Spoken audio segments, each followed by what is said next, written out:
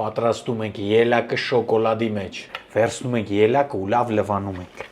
Ելակը ջրից լավ չորացնում ենք ու ուղարկում ենք սառցարան 30 րոպե։ Կաթնային շոկոլադը հալացնում ենք ջրի վրա, շոկոլադը հալելուց հետո վրան ավելացնում ենք իր քաշի 10% ձեթ ու լավ խառնում ենք, որ միաձուլվի։ Վերջ, հանեցինք մեր ելակը սառցարանից, թաթախում ենք շոկոլադի մեջ,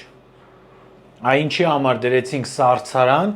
որպեսզի ելակը սառի եւ շոկոլադը արագ բռնկվի։ 2 րոպե էլ ենք ուղարկում սառցարան, որպեսզի շոկոլադը սառի։ Պողրի փայը, պիտակ շոկոլադը հենց այսենց հալացնում ենք ու ծերը կտրում ենք, սենց։